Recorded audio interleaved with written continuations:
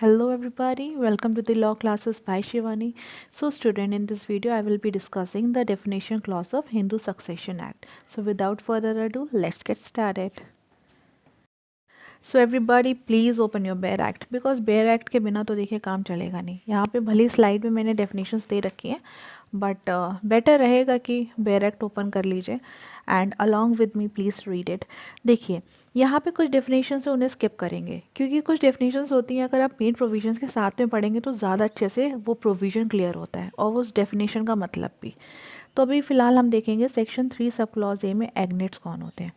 हमेशा याद रखिए कि एग्नेट्स यानी कि जो सेम गोत्र में फॉल करते हैं। सेम गोत्र यानी जो कॉमन मेल एंसेस्टर से कनेक्टेड होते हैं। ठीक है, अब लीगल लैंग्वेज में क्या डेफिनेशन है। One person is said to be an agnate of another if the two are related by blood और adoption wholly through mails.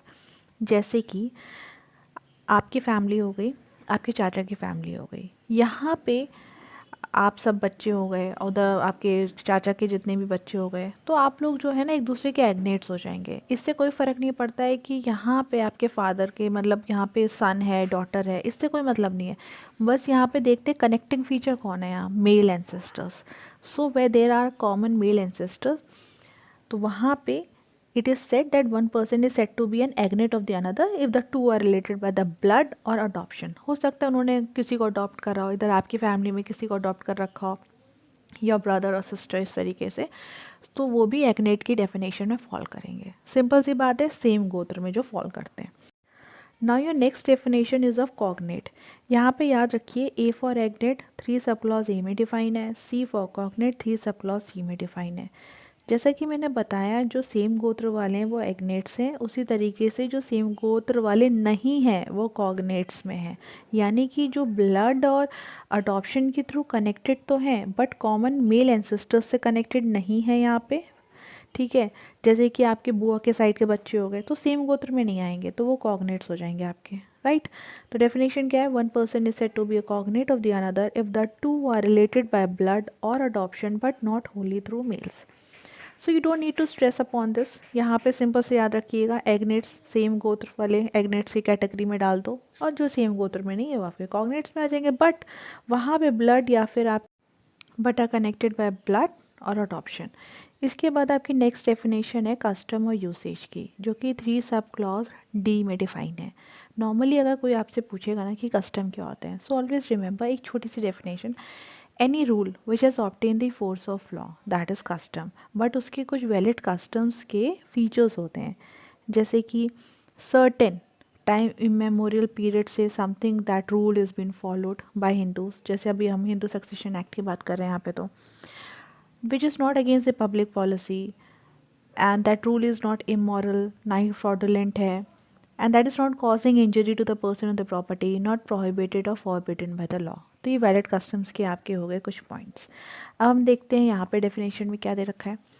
The expression custom and the usage signify any rule which having been continuously and uniformly observed for a long time has obtained the force of law among the Hindus in any local area, tribe, community, group or the family, provided that the rule is certain. Certain होना बहुत ज़रूरी है, unreasonable नहीं होना चाहिए, public policy के oppose नहीं होना चाहिए, एंड इवन कोई ऐसा रूल है which is been applicable only to a family. ठीक है, कोई पर्टिकुलर फैमिली है, ठीक है, वहाँ पे एक ख़ानदान से इस तरीके से आप कह सकते हैं जनरेशन टू जनरेशन कोई रूल फॉलो किया जा रहा है, यूसेज है उसका काफ़ी, तो वो डिसकंटिन्यू नहीं होना चाहिए। क्योंकि सबसे पहले लाइन में हमने देखा है signify any rule which have been continuously and uniformly observe for a long period of time. ठीक है, इसके बाद नेक्स्ट डेफिनेशन देखेंगे फुल ब्लड, हाफ ब्लड और uterine blood. So full blood यानी कि सगे भाई, that is same mother and father. Half blood में you will count same father है डिफरेंट मदर्स हैं, जैसे सौतेले भाई बहन आप कह सकते हैं। Uterine blood same mother but different fathers. अब हम देखते हैं डेफिनेशन में क्या लिखा है। Two person are said to be related to each other by full blood. अभी हम फुल ब्लड यानी सेम मदर फादर सगे भाई बहन की यहाँ बात कर रहे हैं। When they are descended from a common ancestors, ठीक है, बाय द सेम वाइफ। यहाँ पे कुछ ऐसा नहीं कि डिफरेंट वाइफ्स हैं। And by the half blood, अब हाफ ब्लड में मैंने आपको क्या बताया, same father different mothers, when they are descended from a common ancestors but by different wives. ठीक है, इसके बाद two person are said to be related to each other by uterine blood when they are descended from a common ancestors but by different husbands, यानी कि same mother है different father से, एक कोई लेडी है यहाँ पे तो डिफरेंट हस्बैंड से, सेम हस्बैंड से नहीं है यहाँ पे, उसी तरीके से same mother different fathers. In this clause, ancestor includes the father and the ancestress includes the mother. Now the next की जो definitions है यहाँ पे heir और आपके intestate, यानी कि 3 सब क्लॉज F और G दोनों बहुत इंपॉर्टेंट है. जैसे कि आपका हेयर कौन होगा, यानी कि प्रॉपर्टी सक्सीड कौन करेगा, सक्सेसर कौन होंगे, लीगल हेयर कौन होंगे. तो एनी पर्सन मेल हो या फीमेल हो who can succeed the intestate property, यानी उन्हें हम बोलेंगे उत्तराधिकारी, लीगल हेयर. ठीक है, सिंपल सी डेफिनेशन है. अब इसके बाद आपका इंटेस्टेट कौन होगा, इंटेस्टेट यानी कि निर्वसीयती. ठीक है, अब जो ये थोड़े से हिंदी के टर्म्स हैं इन्हें भी ध्यान रखिए बिकॉज ट्रांसलेशंस भी आते हैं, तो अगर लीगल ट्रांसलेशन आ गया बाय चांस तो आपको पता होना चाहिए. एंड अगर आप यूपी की तैयारी कर रहे हैं तो वो तो बहुत ही मस्ट है. लोअर कोर्ट्स में वैसे भी सारे काम हिंदी में ही होते हैं तो जानना ज़रूरी है. तो यहाँ पे बता रहे हैं इंटेस्टेट कौन होता है, निर्वसीयती. सिंपल सी बात है, a person is deemed to die intestate in respect of the property of which he or she has not made a testamentary disposition capable of taking the effect. मतलब कोई विल नहीं थी, कोई टेस्टामेंट नहीं था, इंटेस्टेट एसोसिएटेड करते हैं आप प्रॉपर्टी से, उसे हम बोलते हैं सक्सेशन. फिर यहाँ पे कैसे होगा उसका, अगर कोई इंसान निर्वसीयती मर गया है तो, ठीक है, तो उसकी प्रॉपर्टी कैसे आगे डिवॉल्व होगी. And the next definition is 3 subclause J related. Related means related by legitimate kingship, मतलब legal relationship से जो related है. Provided that the illegitimate children shall be deemed to be related to their mothers and to one another, and their legitimate descendants shall be deemed to be related to them and to one another. And any word expressing the relationship or denoting a relative shall be construed accordingly. Simple C definition है legal relationship में कौन होंगे. उसके बाद है आपका इसका 3 sub clause 2 में, in this act unless the context otherwise requires word importing the masculine gender shall not be taking to include the females. ठीक है, मैस्कुलिन जेंडर वाले जो वर्ड्स हैं यहाँ पे आप उन्हें फीमेल्स इंक्लूड यहाँ पे नहीं करेंगे. अगला इंपॉर्टेंट सेक्शन है section 5, act not to apply to certain properties. मतलब कि a Hindu has died intestate living behind his property.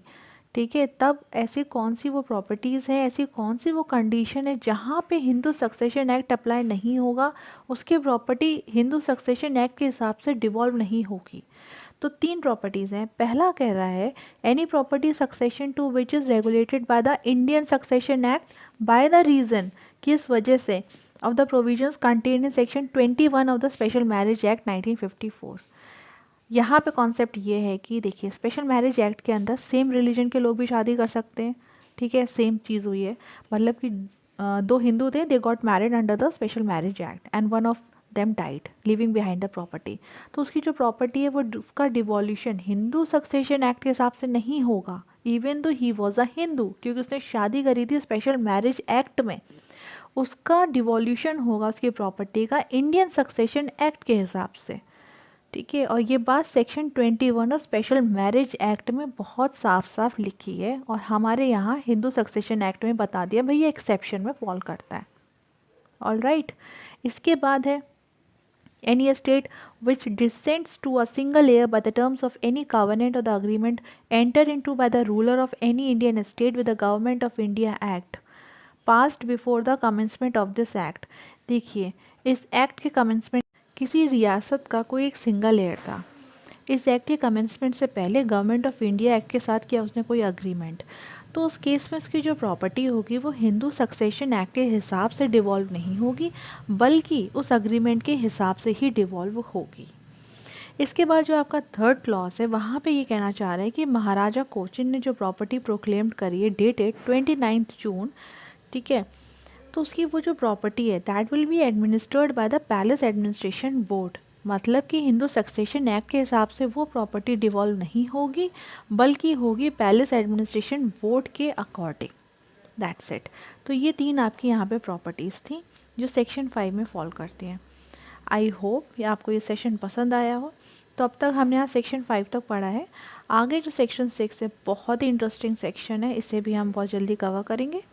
So please अगर आपको मेरा ये सेशन पसंद आया हो, please to like share and subscribe to my channel law classes by Shivani. Bye bye everybody, see you in my next video.